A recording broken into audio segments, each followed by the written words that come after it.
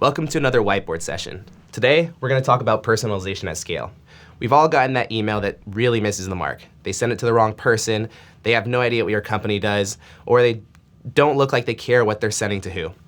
For people like you might just hit the delete button. For myself, who specializes in email, I typically share it with coworkers to provide an example of what not to do and sometimes get a good laugh out of it. Today, we're going to work on how to do it well by being clear, concise, and human.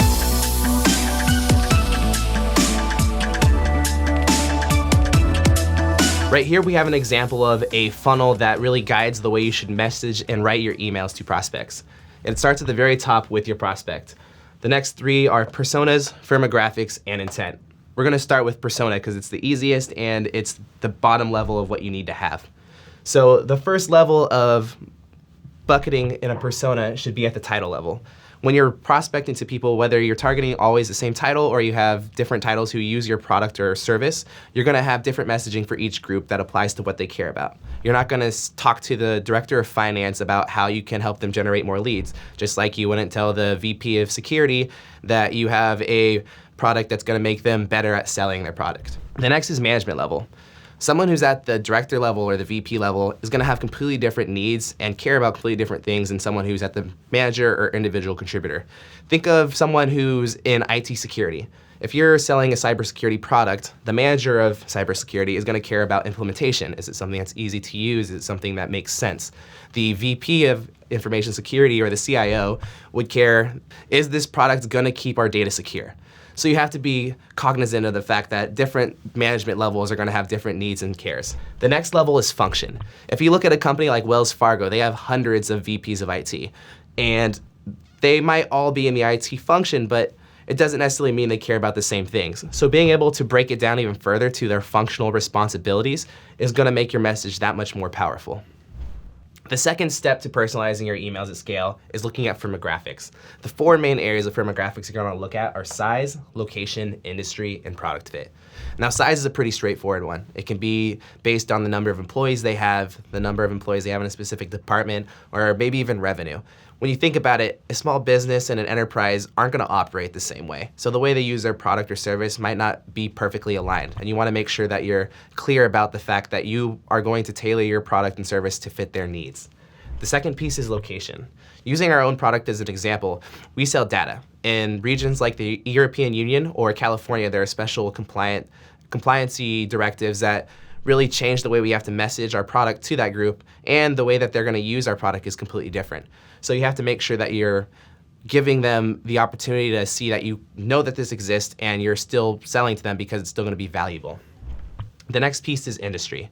So from industry to industry, there are a lot of different regulations, a lot of different ways that they're gonna use your product. Think of the healthcare field. If you're selling to hospitals and health systems and you are an information security provider, HIPAA is a really big aspect of information security for the healthcare field. And if you're selling without even mentioning that, it could be a red flag. So you wanna make sure that you understand the industries you're selling to really well, and that if you have anything that could be peculiar from industry to industry or even company to company, you mention it because it makes your message more powerful and it shows that you did your research. The last piece is product fit. So this is gonna differ from product to product, service to service. For us, historically, when we were a Discover org, we had different groups and data sets that we sold to. So being able to identify who they sell to helped us group that. For you, it might be an aspect of your solution that you're selling fits a specific department better than it does another. It really ranges from company to company. So that one's up to you to figure out exactly how you wanna break out your product fits. The third piece you're gonna wanna focus on is intent. The two areas of intent that we like to focus on are external and internal. So external is gonna be that thing that happens outside of your company, whether it's people filling out forms on your website, running into them at trade shows, buying a list of accounts or prospects that are doing research on topics that you care about. It's something that you get from outside of your organization. It's a little bit easier to digest and identify. And the way that helps is if you know someone's at a trade show that's focused on security solutions or data cleanliness or something like that, you can tailor your message to that and it's gonna resonate better with the prospect. The other piece is internal. Now this one's a little bit harder and it depends heavily on your CRM's cleanliness and the ability, or your reps doing their due diligence and filling out all the fields on your CRM so that you can really go back and target the people that you've already spoken with. So one of the examples that we have of doing this is a prior engagement campaign on closed ops.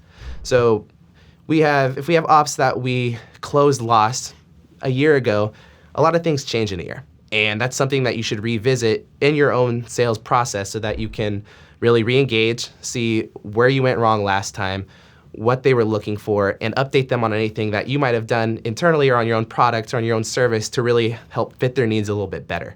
And that's gonna be powerful for them. So if you combine all three of these different aspects, you're gonna be able to create messaging that's really clear, powerful, and it's gonna bring in the pipeline and eventually the revenue. The last piece, you gotta remember, this is the most important part, if nothing else, that your messaging is clear, concise, and human. Nobody likes to read a wall of text. I hate it, I'm sure you hate it, and your prospects are gonna hit the delete button immediately if they can't point out the key pieces of your email at first glance.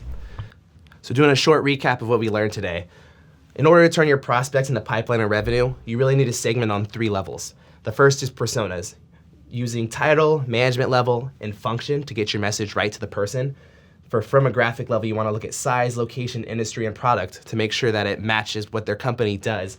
And then finally, layering in intent, both external intent and internal intent, so that you're hitting them at the right time. So if you do all of these really well, you're gonna create more pipeline, which turns into more revenue. And as always, don't forget, be clear, be concise, and be human.